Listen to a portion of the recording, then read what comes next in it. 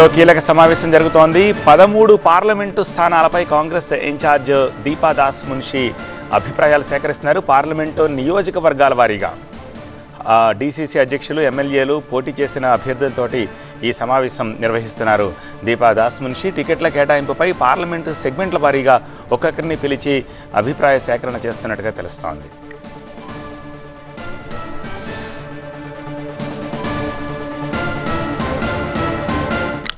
ఈ మీటింగ్కి సంబంధించిన మరింత సమాచారం మా ప్రతినిధి అశోక్ గాంధీ భవన్ నుంచి అందిస్తారు. అశోక్, ఆల్రెడీ ఈ స్క్రూటినీ అయ్యి హైకమాండ్ దాకా లిస్టు వెళ్ళింది అన్న ఒక వార్త చక్కర్లు కొడుతూనే ఉంది కదా. ఇప్పుడు మళ్ళీ ఈ రివ్యూ మీటింగ్స్ ఏమిటి, మళ్ళీ కొత్తగా అభ్యర్థుల గురించి అభిప్రాయ సేకరణ తీసుకోవడం ఏమిటి?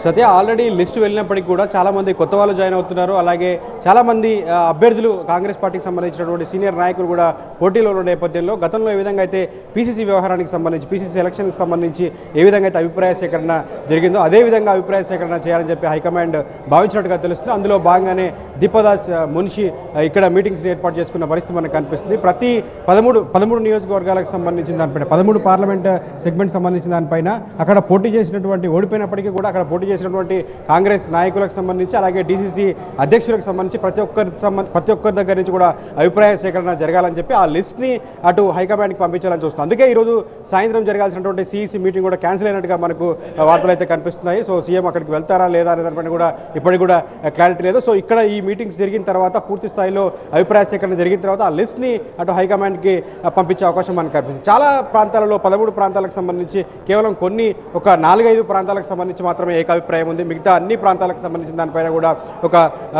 చాలా తీవ్రమైన పోటీ ఉన్న నేపథ్యంలో ఖచ్చితంగా అభిప్రాయ సేకరణ జరగాలని చెప్పి హైకమాండ్ భావించినట్టుగా తెలుస్తుంది. అందులో భాగంగానే మీటింగ్స్ అయితే జరుగుతున్నాయి. ఇప్పుడు హైదరాబాద్ చుట్టుపక్కల ప్రాంతాలకు సంబంధించిన దానిపైన ఇప్పుడైతే చర్చ జరుగుతుంది. దాని తర్వాత ఆఫ్టర్ లంచ్ తర్వాత మిగతా ప్రాంతాలకు సంబంధించి చర్చ జరిగే అవకాశం కనిపిస్తుంది. సత్య, రైట్ అశోక్.